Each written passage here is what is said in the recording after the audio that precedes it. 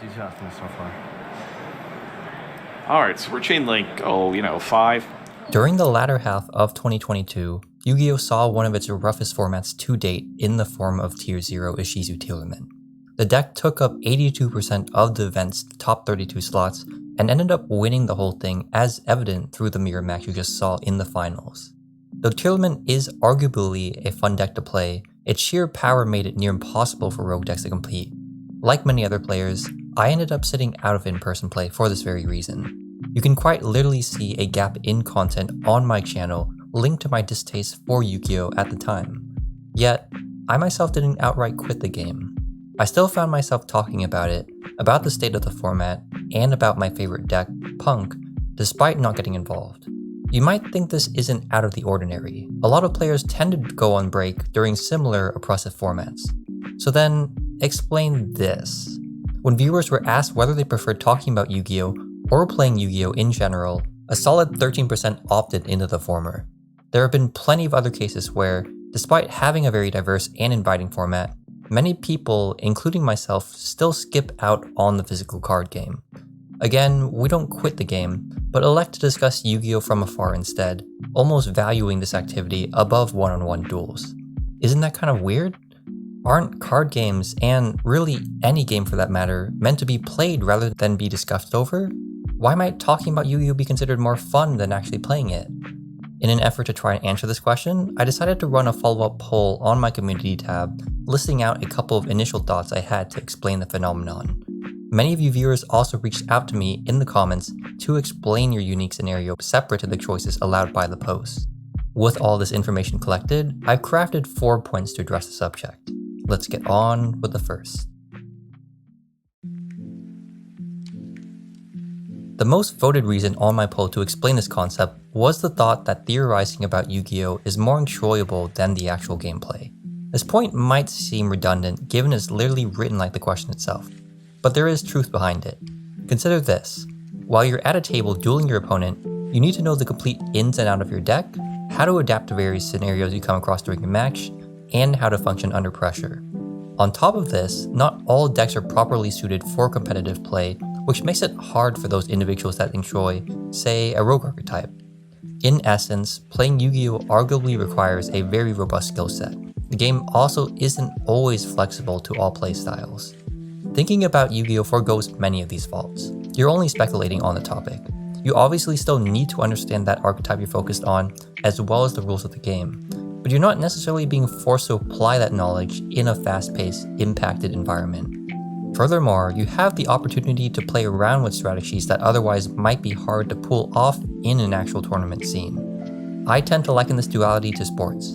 In something like football, you have your athletes and your commentators. Both obviously play vital roles in a match, though the specifics vary. Athletes undergo plenty of physical training in order to do well in the field. Commentators, on the other hand, spend a lot of time researching teams and football strategy to articulate plays from the bench. This isn't to throw shade at Yu-Gi-Oh! Theory or sports commentary as some sort of easy thing to do. That's far from the case. There's so much attention to detail that goes into both. This point is simply meant to acknowledge those of us who prefer what these two activities offer over actual play. This point might hit closer to home for the older folk in the audience. Essentially, not everyone has the time or drive to play Yu-Gi-Oh!, and so just talking about the game serves as a nice, low-commitment alternative. This trend is clear with any hobby, really. Sometimes you have more important things in life to worry about than the former. Work, school, friends, and family, to name a few. You might prioritize these more than resolving your cheeky rogue deck to complete your X2 record. What may make Yu-Gi-Oh! A bit more problematic versus other video games is the fact that, for the most part, it requires in-person play. You have to put in the effort to collect cards that can be hard to find or even expensive, and then you have to travel to a local shop to actually use them. When you end up spending the majority of your day in classes, at an office desk, or by those you cherish, this can seem like a stretch. I admit, it's a sad thought, not being able to participate in something you love for so long. I honestly feel a bit of that sting now as I grow more entrenched in the adult lifestyle.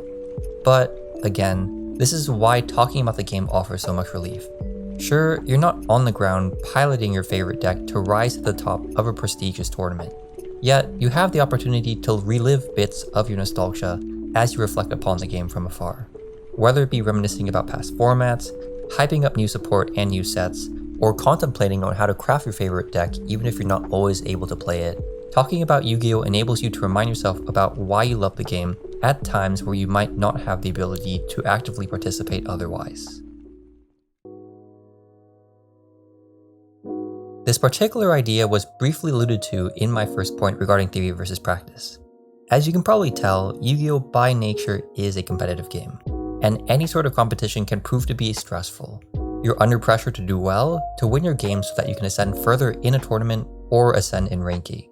Some people aren't quite comfortable with this and so prefer the ease of just talking about the game. You might argue, Toon World, you get used to it, or it's not that big of a deal. And yes, I agree, for many this might be true. But you do have to be considerate of those who might need the extra time to get used to things, or those that still cling on to the feeling even after repeated experiences. You shouldn't be ashamed if you fall into one of these two categories. If anything, I would argue the fear is more common than you might think. I personally know a lot of people who have dealt with and or still deal with ranked anxiety. I myself face it too at times. There are occasions where the mindset completely stops me from going to locals or even playing a relatively low yield alternative like Dueling Book or even Master Duel for that matter. To offer even the slightest personal advice to anyone out there that feels this way, I would recommend pushing yourself out of your comfort zone here and there. Build tolerance until you feel ready for more. Give yourself a chance to grow at your own pace. Until then though, talking about Yu-Gi-Oh! Suffices. This point wasn't actually listed on my initial poll, but was discussed a few times in the comments section of the community posts.